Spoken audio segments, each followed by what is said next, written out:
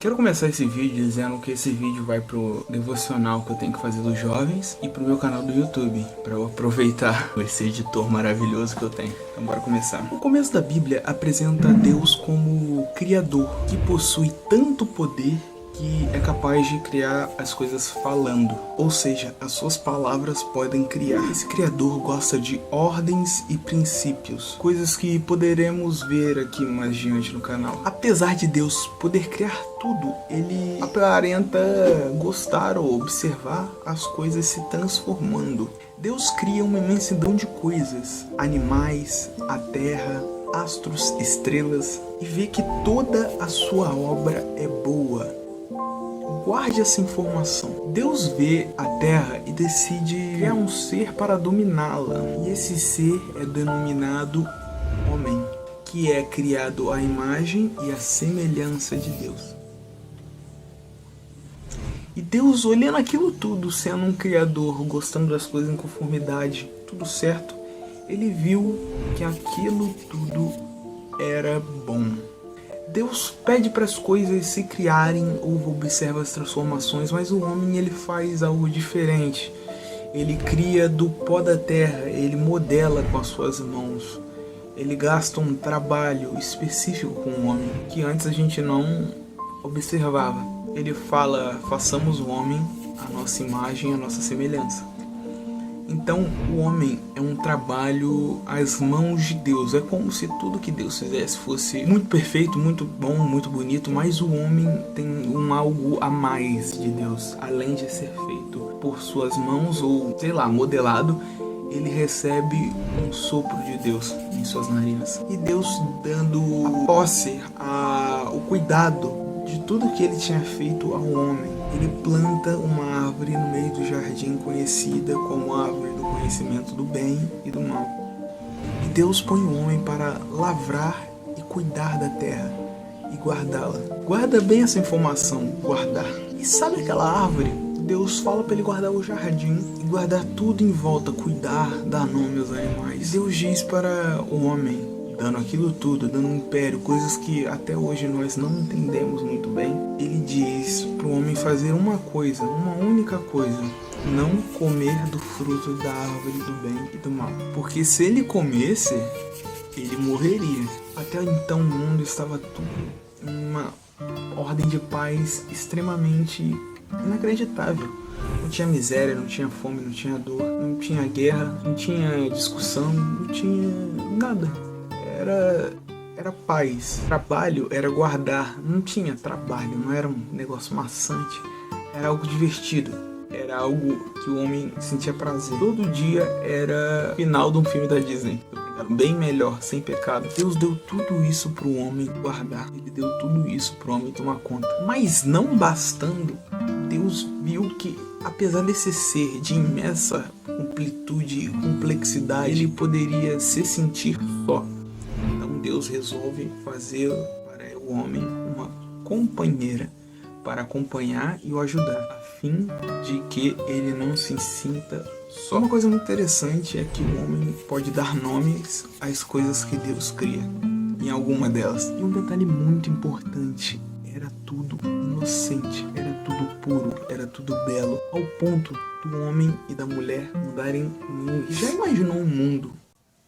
Não, nem imagina isso. Mas e, sei lá, olha a complexidade. Hoje em dia você bota tranca na tranca para não ser roubado. O homem e a mulher poderiam andar nus. O mundo tava tão puro que andar pelado não era problema nenhum. Eu não vou me estender na conversa da Eva com a serpente, porque já tem um vídeo disso sobre isso. Mas a grande questão é que Eva é manipulada pela serpente, dá o fruto a Adão e os dois comem. Depois disso aconteceu coisas terríveis, foram acontecendo desgraças terríveis ao longo, que vai aumentando, vai ficando bizarro, mas Deus, pelo seu infinito amor, e Deus é infinito amor, ele ama o homem. Isso é complexo de se entender. Ele gosta do homem ao ponto de aquilo tudo lá era uma situação passível de destruição, mas Deus elabora um plano para salvar o homem. De quem? Da serpente? Não, de Deus.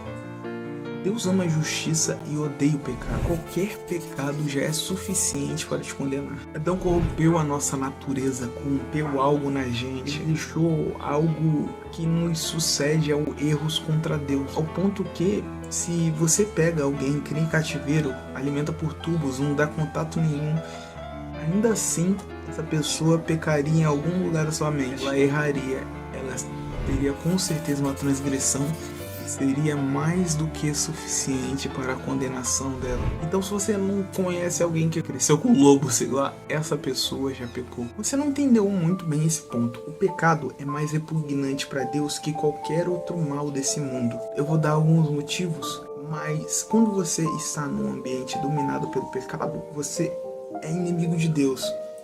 E isso é complexo. Já cruzou com alguém que fala, não, Deus não existe. Uma raiva, um ímpeto. Essa pessoa, geralmente, quando ela grita, se esbalda, Deus não existe. Talvez essa pessoa, na mente dela, se Deus existir, ela desejaria que Deus não existisse. Porque se Deus existir, amigo, e você está fazendo o que você está fazendo, olha lá, hein, cuidado. Não são muitas as boas notícias para quem tá, sacaneando assim à vontade. O pecado é pior para Deus que qualquer dos males desse mundo. O pecado é pior do que todos os males, porque todos os males findam na morte, mas o pecado traz a morte eterna. Eu vou fazer um vídeo sobre o pecado aqui, deixando a mão do editor ficar pesada na hora de editar. Existem discussões sobre a eternidade do inferno, mas a verdade tem um ponto, que ele foi feito para anjos, não para humanos. E existem algumas diferenças entre anjos e humanos que deveriam assustar você. Eu posso trazer um vídeo sobre isso qualquer dia. Mas, Marcos, caraca, é mesmo um pecado, é assim mesmo, eu não consigo parar de pecar, o mundo...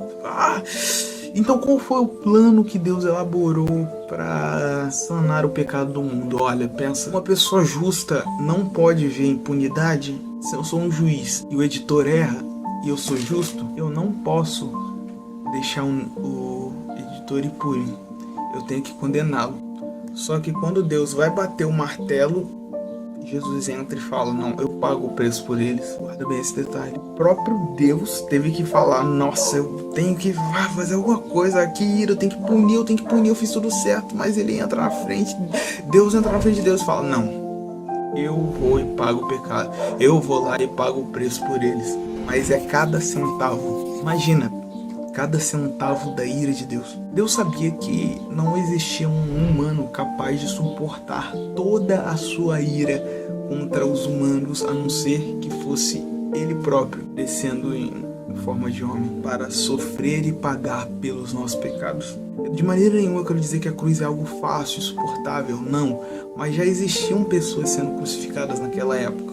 E talvez você pode imaginar torturas tão semelhantes ou, sei lá, bizarras quanto a cruz. Eu não quero dizer que a cruz é algo leve, tá? Muito pelo contrário, é uma parada bizarra, ainda mais para alguém inocente. Mas além de Jesus sofrer a tortura humana, ele bebeu do cálice da ira de Deus. Toda a raiva, toda a justiça que Deus tinha que aplicar no mundo, sabe? Toda a justiça, toda coisa bizarra, tudo que Deus tinha que fazer. Não, eu tenho que pagar esse mal, eu tenho que retribuir o que eles fizeram, eu tenho que aplicar a minha justiça porque eu sou justo.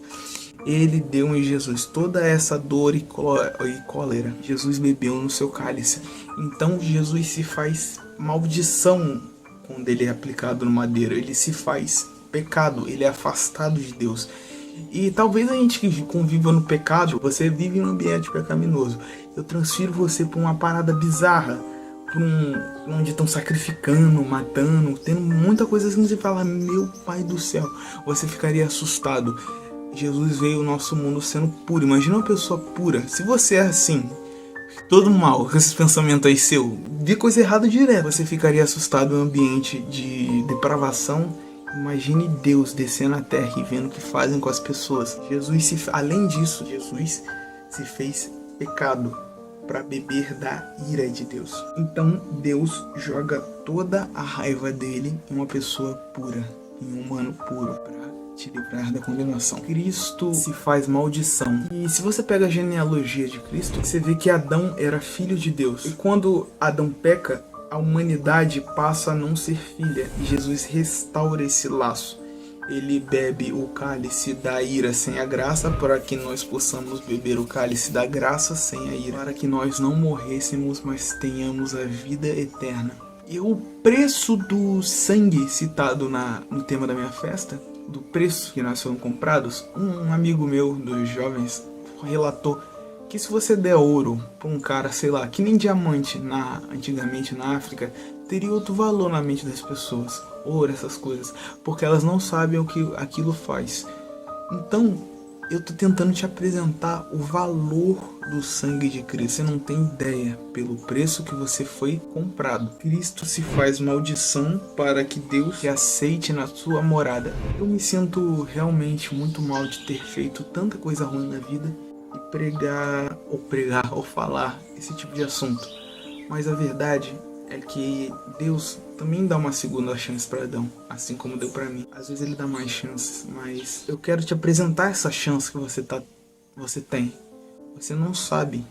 Deus te protege dele mesmo. É isso que você não tá entendendo. Tomara que você não desperdice essa chance que te foi dada. Adeus. E apareça na minha festa, hein? Tchau.